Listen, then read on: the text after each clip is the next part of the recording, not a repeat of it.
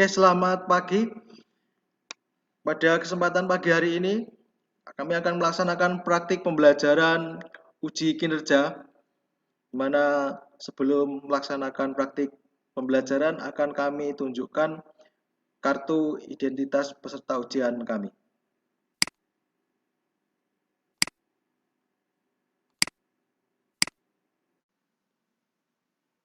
Selamat pagi, Assalamualaikum warahmatullahi wabarakatuh. Pada kesempatan pagi hari ini kami akan melaksanakan praktik pembelajaran secara daring.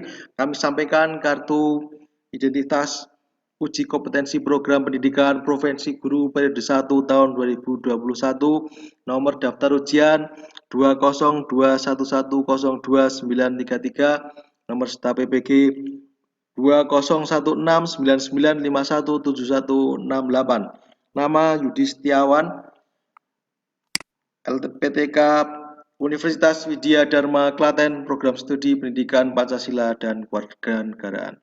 Terima kasih. Selamat pagi, Assalamualaikum warahmatullahi wabarakatuh. Waalaikumsalam warahmatullahi wabarakatuh. Waalaikumsalam warahmatullahi wabarakatuh. Apa kabar anak-anak hari ini? Alhamdulillah Pak, baik Pak. Luar biasa. Oke, sehat semuanya ya? Alhamdulillah sehat. Alhamdulillah. Oke, sehat. Kemudian siapa yang hari ini tidak hadir? Ada 4 orang.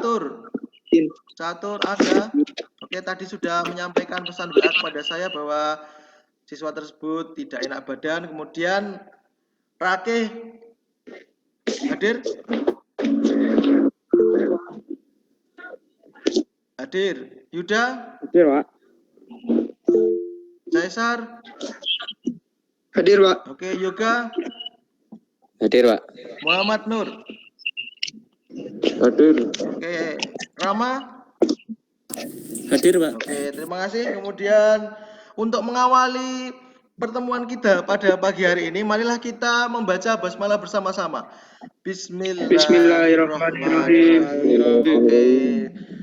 Untuk mengecek kondisi semuanya dalam keadaan baik, kemudian suara sudah terlihat jelas, pastikan sinyal HP kalian atau sinyal internet dalam kondisi baik agar nanti dalam pelaksanaan pembelajaran kita bisa berjalan dengan lancar. Oke. Kemudian sebelum kita masuk pada materi, pada minggu yang lalu kita membahas apa anak-anak? Demokrasi Pancasila. Oh ya, demokrasi Pancasila. Pancasila. Oke. Apa kaitannya dengan apa yang kita akan bahas pada materi hari ini? Materi hari ini adalah periodisasi perkembangan demokrasi yang ada di Indonesia. Ya, ada yang tahu? Kira-kira apa yang kalian ketahui tentang penerapan demokrasi dalam 3 periode yang ada di Indonesia? Silakan berpendapat. Siapa? Angkat tangan, kemudian nyalakan. Oke, Caesar, silakan sampaikan. Pada Orde Reformasi pada tahun 1998 sampai sekarang, Presiden Habibie sampai Presiden Jokowi. Oke. Yang kedua, demokrasi Pancasila. Itu terjadi pada Orde Reformasi. Oke, luar biasa.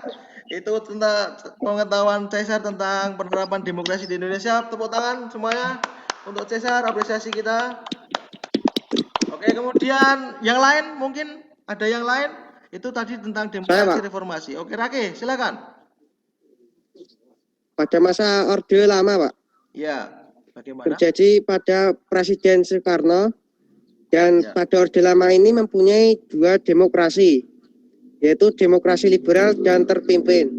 Demokrasi liberal terjadi pada 1945 sampai 1959. Oke, luar biasa. Tepuk tangan untuk Rake. Ya, oke, apresiasi kita untuk Rake dan Caesar. Jadi, oke, saya sampaikan untuk manfaat dari pembelajaran kita pada pagi hari ini, bahwa dari materi periodisasi perkembangan demokrasi ini nanti kita akan bisa mengambil manfaat bahwa dari 3 periode pelaksanaan demokrasi yang ada di Indonesia, kita bisa bisa mengambil pelajaran. Kira-kira apa kekurangan dan kelebihan dari 3 periode itu, sehingga di masa depan kita akan bisa memperbaiki pelaksanaan demokrasi agar lebih baik lagi dalam pelaksanaan di Indonesia. Contohnya dalam pemilu, kemudian penerapan bagaimana pemimpin itu melaksanakan keadilan sosial bagi seluruh rakyat Indonesia, khususnya dalam prinsip penerapan demokrasi adalah sila keempat Pancasila, yaitu kerakyatan yang dipimpin oleh hikmat kebijaksanaan dalam permusyawaratan perwakilan. Jadi itu. Kemudian kami berikan acuan untuk kalian semua, kami tampilkan untuk PowerPoint tentang materi kita pada pagi hari ini. Saya tampilkan dulu. Oke, pada pagi hari ini nanti kompetensi dasar dari pembelajaran kita pagi hari ini adalah kompetensi dasar 3.2, yaitu mengkaji sistem dan dinamika demokrasi Pancasila sesuai dengan Undang-Undang Dasar Negara Republik Indonesia tahun 1945. Kemudian IPK-nya adalah membandingkan periodisasi perkembangan demokrasi yang ada di Indonesia. Lalu tujuannya, setelah kegiatan pembelajaran 3 ini, diharapkan kalian dapat membandingkan. Jadi pada pembelajaran ini, Anda diharapkan bisa membandingkan pelaksanaan demokrasi yang ada di Indonesia pada masa Orde Lama, Orde Baru, era reformasi, dan menyajikan hasilnya diskusi tentang periodisasi perkembangan demokrasi yang ada di Indonesia. Jadi nanti kita akan berkelompok dengan metode Student Team Achievement Division. Nanti akan dibagi 3 kelompok untuk diskusikan tentang materi periodisasi perkembangan demokrasi yang ada di Indonesia. Kemudian KKM atau kriteria ketuntasan minimalnya adalah 75. Kemudian penilaian pada pelajaran atau pembelajaran kita pagi hari ini nanti ada 3 penilaian pengetahuan, tes tertulis, kemudian penilaian sikap melalui jurnal, dan penilaian keterampilan melalui presentasi hasil atau sajian dari diskusi kelompok kalian nanti. Jadi itu. Kemudian bahan ajar nanti berupa link bahan ajar yang kami sampaikan di WA Group. Jadi berupa link buku paket, kemudian link Google Site. Jadi link Google Site yang kami buat untuk materi pembelajaran hari ini, kemudian link YouTube atau video yang akan kami tampilkan juga untuk kalian bisa pelajari.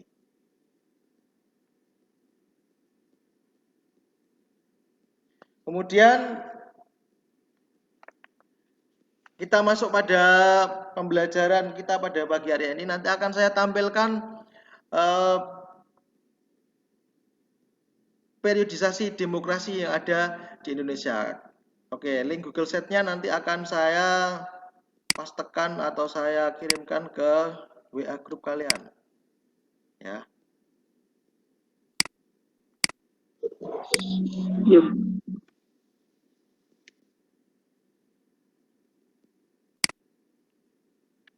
Oke, kemudian kami tampilkan dulu untuk Google Site materi perkembangan periodisasi perkembangan demokrasi yang ada di Indonesia.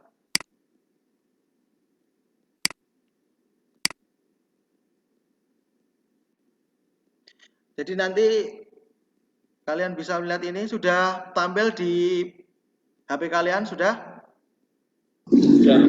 Oke. Jadi periodisasi perkembangan demokrasi yang ada di Indonesia, nanti kalian absen, silahkan diisi absennya, nama, kemudian tulis kelas dan kehadirannya. Kemudian buku paket kalian bisa buka nanti halaman 51, dari halaman 51 untuk materi periodisasi demokrasi. Kemudian, oke, ada gambar-gambar yang bisa kalian lihat. Ini ada era demokrasi Orde Lama, kepemimpinan Bung Karno, kemudian era demokrasi sebelum reformasi ada Orde Baru, Presiden Soeharto, kemudian Orde Reformasi ditandai tumbangnya Orde Baru, dipimpin oleh Presiden Habibie pada waktu itu reformasi, kemudian Presiden Habibie digantikan oleh Kiai Haji Abdurrahman Wahid. Kemudian setelah itu ada 3 presiden yang memimpin pada era demokrasi reformasi setelah Presiden Habibie dan Abdurrahman Wahid, yaitu Ibu Megawati, Bapak SBY, dan Presiden Joko Widodo sampai sekarang. Kemudian kami tampilkan dulu untuk video pembelajarannya. Nanti Anda bisa amati kemudian sebagai bahan diskusi kelompok kalian, ya.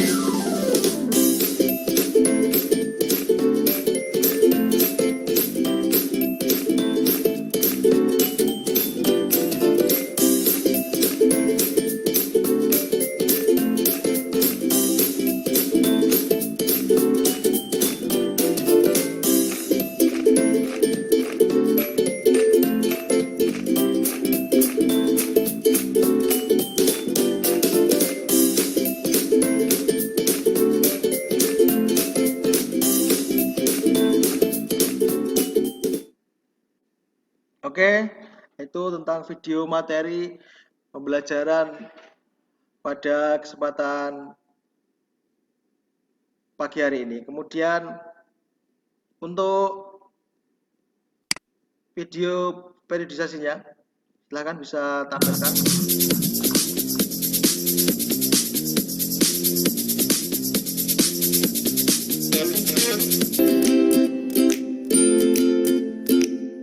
Assalamualaikum warahmatullahi wabarakatuh.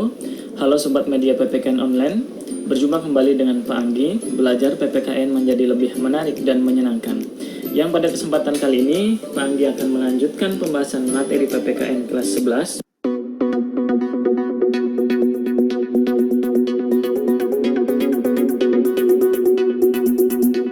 Jadi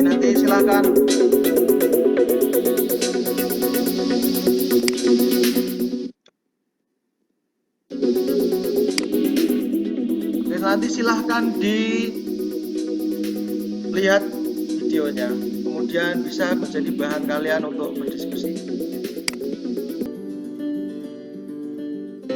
Baik, kita masuk ke demokrasi revolusi kemerdekaan periode 1945 sampai dengan 1949. Pada masa pemerintahan revolusi kemerdekaan, pelaksanaan demokrasi baru terbatas pada berfungsinya pers yang mendukung revolusi kemerdekaan, sedangkan elemen-elemen demokrasi yang lain belum sepenuhnya terwujud.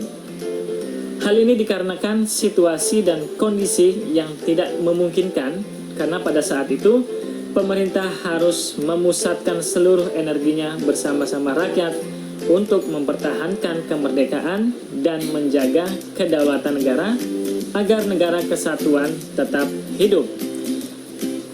Namun pada saat itu partai-partai politik tumbuh dan berkembang sangat cepat.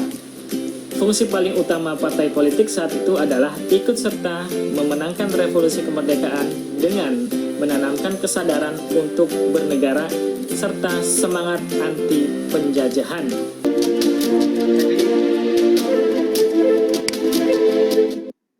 Anda bisa lihat ini untuk perbandingan perjalanan demokrasi yang di Indonesia atau periodisasi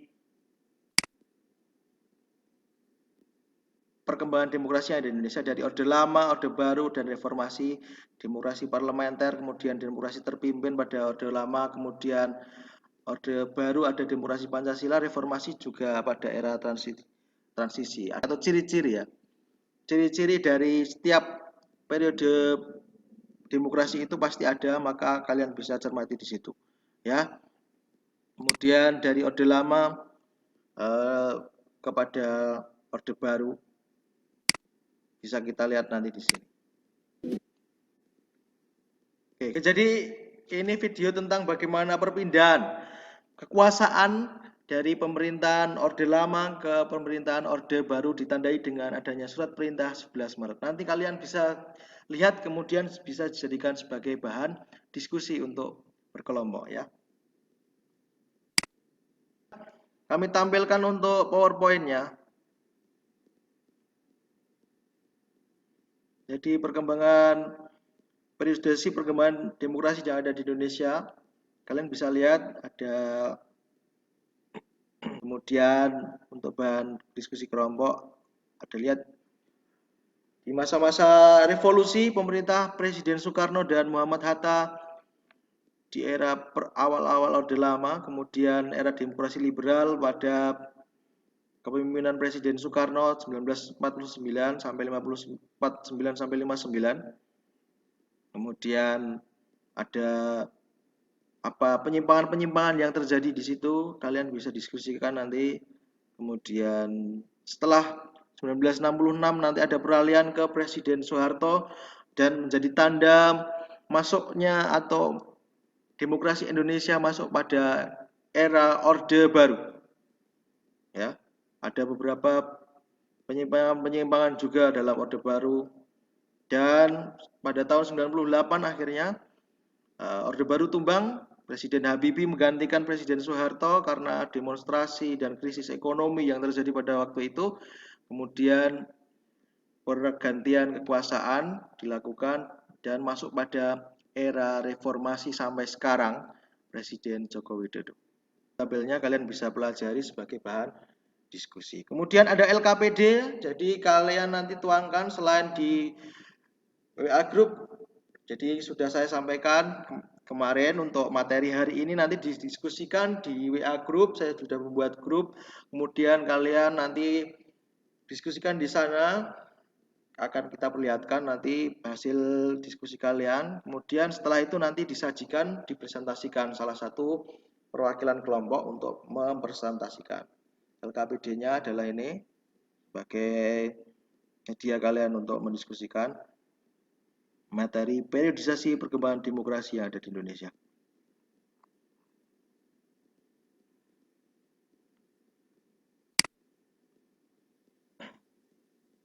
Oke, kita lihat dulu yang hasil diskusi kelompok. Saya masuk pada WA web dulu, saya lihat apakah kalian sudah melakukan atau sudah menyampaikan pendapat kalian masing-masing dalam diskusi kelompok. Ada 3 kelompok ya, kemarin sudah saya bentuk.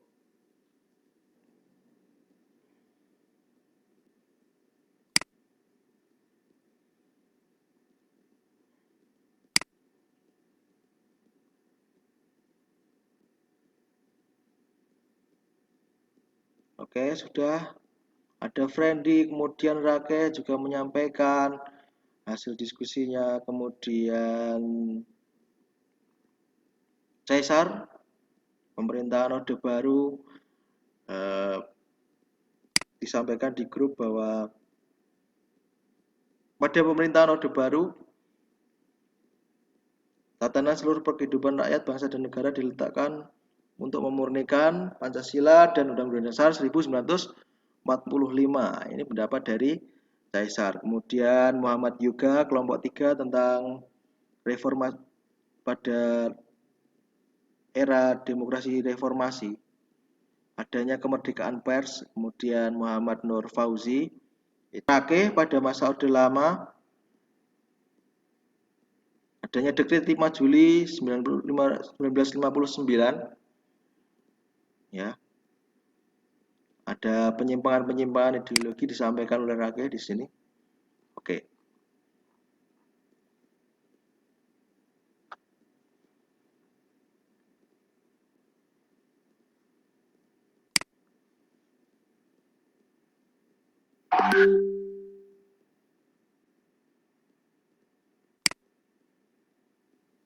Oke. Saya beri waktu untuk mempersiapkan presentasi 1-3 menit. Nanti silahkan disiapkan untuk menyampaikan presentasi dari hasil diskusi kelompoknya, ya. Kelompok 1 silahkan. Muhammad juga silahkan disampaikan hasil diskusi kelompok kalian tadi. Demokrasi pada masa Orde Lama.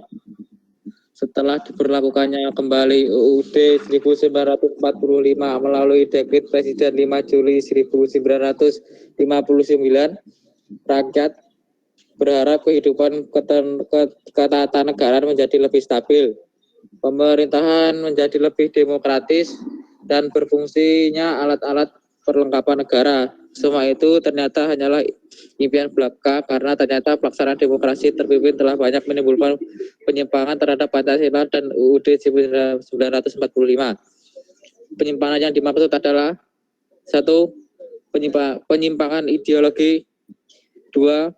Pergeseran dari pelaksanaan demokrasi yang cenderung menjadi pemusatan kekuasaan kepada presiden, 3. Mengangkat Insinyur Soekarno sebagai presiden seumur hidup sesuai TAPS MPRS nomor 3 MPR 1963.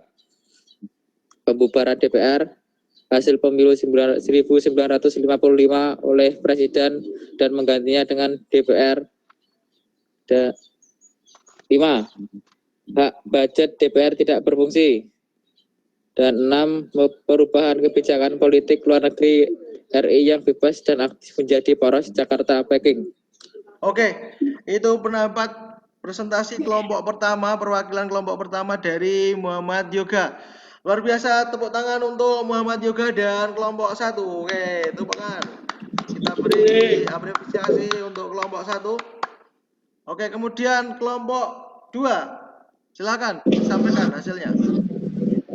Saya Oke, Muhammad Nur. Demokrasi pada masa Orde Baru. 1. Berkurangnya kontrol sipil terhadap militer. 2. Sistem peradilan yang kurang independen. 3. Pelaksanaan pemilu yang tidak demokratis. 4. Kekurangan eksekutif yang lebih luas jika dibandingkan dengan kekuasaan legislatif dan yudikatif. 5. Peran media massa yang terbatas. 6. Tekanan terhadap kelompok kepentingan. 7. Perlindungan yang minim terhadap kelompok minoritas. Oke. Sampun. Itu kelompok 2 sudah mempresentasikan hasil diskusinya, luar biasa. Tepuk tangan untuk kelompok 2. Oke, hebat, luar biasa. Untuk kelompok 3 silakan sampaikan hasil diskusinya. Oke, Yuda silakan ditampilkan atau dibacakan hasil diskusinya. Demokrasi pada masa reformasi dimulai pada tahun 1998 sampai dengan sekarang. Demokrasi pada masa ini mulai ditandai dengan banyaknya pembaruan di bidang politik, antara lain 1. Kemerdekaan pers, 2. Kemerdekaan membentuk parpol, 3. Terselenggaranya pemilu yang demokratis, 4. Pembebasan napol dan tapol, 5. Otonomi daerah, dan 6. Kebebasan berpolitik. Tambah, Pak. Oke, itu pendapat dari kelompok 3, luar biasa. Tepuk tangan, luar biasa semuanya. Oke, cukup. Oke, jadi dari 3 kelompok tadi sudah mempresentasikan dari hasil presentasinya bahwa di masa Orde Lama, kemudian Orde Baru, dan Orde Reformasi dalam pelaksanaannya masih banyak terjadi penyimpangan-penyimpangan yang membuat pelaksanaan demokrasi belum sempurna. Walaupun ada juga kelebihan-kelebihannya, tetapi ada penyimpangan-penyimpangan yang terjadi pada masa Orde Lama. Misalkan Presiden Soekarno ingin menjadi presiden seumur hidup yang menyalahi dari demokrasi, prinsip demokrasi sendiri. Kemudian adanya ideologi yang penyimpangan ideologi pada masa Orde Lama. Jadi ada ideologi komunis, ada pemberontakan G30S PKI pada tanggal 30 September 1965. Kemudian pada masa Orde Baru banyak sekali hal-hal yang terjadi pada masa Orde Baru karena 32 tahun Orde Baru berkuasa di negara kita pada masa Presiden Soeharto, sehingga di masa itu pemerintahan berlangsung secara otoriter, walaupun pembangunan infrastruktur sangat masif dan luar biasa. Pada masa itu kita pernah mencapai swasembada pangan pada 1980, tapi pada penerapan demokrasinya banyak pemilu seakan-akan karena pemilunya tidak langsung pada waktu itu, maka banyak terjadi penyimpangan-penyimpangan yang terjadi, kemudian korupsi dan nepotisme terjadi pada masa ini. Kemudian pada Orde Reformasi juga kita bisa melihat sampai saat ini penyimpangan juga masih terjadi karena demokrasi secara langsung ada politik uang atau money politik, kemudian Komisi Pemberantasan Korupsi yang belum bekerja begitu maksimal untuk memberantas korupsi hingga saat ini. Jadi pada kegiatan penutup hari ini, nanti kita ambil kesimpulan bersama-sama. Kira-kira apa yang bisa kita simpulkan? Jadi dari 3 periode demokrasi yang dialami oleh Indonesia atau 3 periode demokrasi yang diterapkan di Indonesia. Coba apa kita bisa simpulkan dari kelompok 1? Oke, Rakeh, silakan simpulkan. Kesimpulan dari materi demokrasi Orde Lama adalah pelaksanaan demokrasi pada masa Orde Lama atau masa demokrasi terpimpin telah banyak menimbulkan penyimpangan terhadap Pancasila dan Undang-Undang Dasar 1945. Oke, jadi itu kesimpulan dari Irake. Tepuk tangan untuk kita semua. Luar biasa. Untuk Irake, apresiasi. Kemudian kelompok berikutnya bisa menyimpulkan lagi apa? Saya Pak, kelompok 2 Pak. Caesar. Oke, silakan. Kelompok 2 menyimpulkan pelaksanaan demokrasi di masa Orde Baru pun yang niat awalnya ingin melaksanakan Pancasila dan Undang-Undang Negara Republik Indonesia tahun 1945 secara murni dan konsisten ternyata juga tak jauh berbeda. Oke. Itu kesimpulan dari kelompok 2, luar biasa. Tepuk tangan untuk Caesar. Oke. Selanjutnya untuk kelompok 3 mungkin bisa menyampaikan kesimpulannya bagaimana? Ya, menurut kelompok kami, harapan yang ada tinggal demokrasi pada masa reformasi. Apakah demokrasi ini akan benar-benar diterapkan pada masa sekarang ini? Mungkin kita memiliki persepsi dan opini masing-masing, tetapi harus diakui secara umum demokrasi sudah lebih baik. Namun pada kenyataannya belum selesai dengan tujuan dan cita-cita negara Republik Indonesia. Oke, luar biasa untuk Rama, tepuk tangan. Oke, pendapatnya dari kesimpulan yang kita pelajari hari ini, ya kita review lagi apa yang sudah kita pelajari, bahwa di Orde Lama, Orde Baru, dan Orde Reformasi pasti ada banyak penyimpangan-penyimpangan yang terjadi, tapi juga ada kelebihan-kelebihan dari setiap orde itu. Di reformasi kita lihat keterbukaan informasi, kemudian pers yang bisa semakin kebebasan berpendapat bisa disampaikan di era ini, bahkan tanpa batas. Di era media sosial sekarang kita bisa melihat keterbukaan informasi, walaupun sudah ada undang-undang ITE yang bisa membatasi pendapat-pendapat yang tidak selayaknya bisa disampaikan. Kemudian pada Orde Baru juga, di mana 32 tahun Orde Baru berkuasa, tetapi kolusi korupsi dan nepotisme pada waktu itu menjadi sangat banyak dan sangat sampai saat ini kita rasakan bagaimana korupsi-kolusi dan nepotisme menjadi salah satu permasalahan yang belum bisa diatasi sampai saat ini. Itulah pelaksanaan demokrasi yang dilaksanakan di Indonesia. Ada 3 orde lama, orde baru, dan orde reformasi. Kita sudah diskusikan dan kita sudah simpulkan bersama materi kita pada hari ini. Kemudian manfaat apa yang kira-kira kita ambil dari pembelajaran kita hari ini, yaitu kita bisa membandingkan anak-anak. Jadi pada materi ini kita bisa membandingkan periodisasi ya. Jadi kita bisa membandingkan periode demokrasi setiap masa. Jadi setelah kita mempelajari tadi materi ini, kita bisa membandingkan mana kelebihan dan kekurangannya. Jadi di masa depan kalian, saya berharap menjadi pemimpin-pemimpin di masa depan bisa tahu kira-kira kekurangan apa yang terjadi pada orde lama, kemudian kita bisa perbaiki. Apa kelebihannya kita bisa teruskan. Kemudian di masa orde baru misalkan, apa kelebihannya, apa kekurangannya bisa kita pelajari dan kita bisa aplikasikan nanti suatu saat kalau kalian menjadi pemimpin.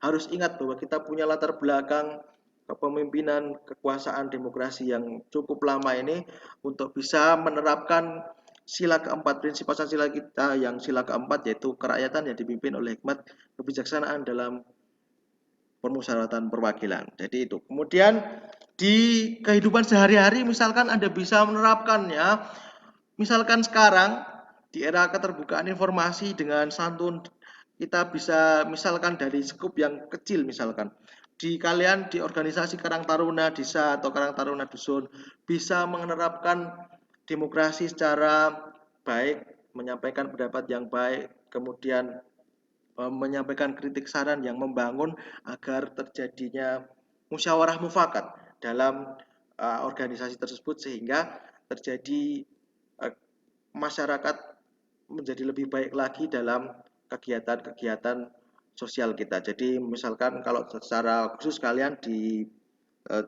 usia-usia kalian SMA SMK pasti di organisasi Karang Taruna misalkan, atau di organisasi pemudaan yang lain kita bisa terapkan prinsip-prinsip demokrasi itu. Kemudian dari apa yang sudah kita pelajari dari 3 periode ini untuk kita manfaatkan, kita terapkan pada kehidupan. Kemudian adakah pertanyaan dari apa yang sudah kita bahas hari ini? Ada? Ada yang ingin ditanyakan? Sudah jelas atau belum apa materi yang sudah kita pelajari hari ini? Ada? Tidak ada? Sudah jelas, Pak. Oke, sudah jelas, tidak ada pertanyaan. Oke. Tidak ada pertanyaan. Oke, terima kasih. Untuk selanjutnya ada RTL atau rencana tindak lanjut. Nanti ada evaluasi anak-anak. Jadi akan kita evaluasi pembelajaran kita pagi hari ini. Nanti akan saya tampilkan atau saya sampaikan link Google Form yang harus kalian kerjakan hari ini. Nanti kalau tidak selesai, nanti silahkan kerjakan setelah pembelajaran Gimit ini saya tutup ya. Nanti akan saya tampilkan dulu. Oke.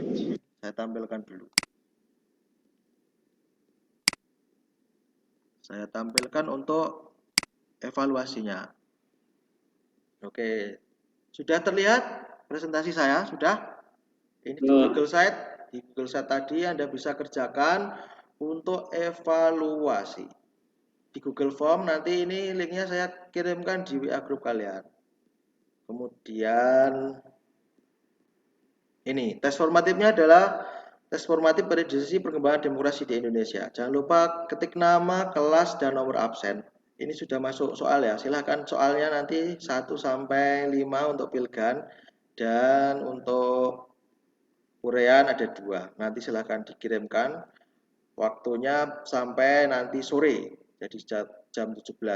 Silahkan disubmit nanti setelah mengerjakan. Jangan lupa diklik kirim ya. Oke, kemudian untuk rencana tindak lanjut lagi, bahwa nanti di kesempatan berikutnya atau di pertemuan berikutnya nanti kita akan membahas tentang sistem hukum dan peradilan di Indonesia. Oke, saya kira cukup untuk pertemuan kita pagi hari ini. Untuk mengakhiri pertemuan kita pada pagi hari ini, marilah kita akhiri dengan bacaan Alhamdulillah atau Alhamdulillah bersama-sama. Mari. Alhamdulillahirabbil alamin. Oke, saya kira cukup banyak kekurangan dalam penyampaian saya mohon maaf. Akhir kalam. Assalamualaikum warahmatullahi wabarakatuh. Waalaikumsalam warahmatullahi Warahmatullahi wabarakatuh. wabarakatuh.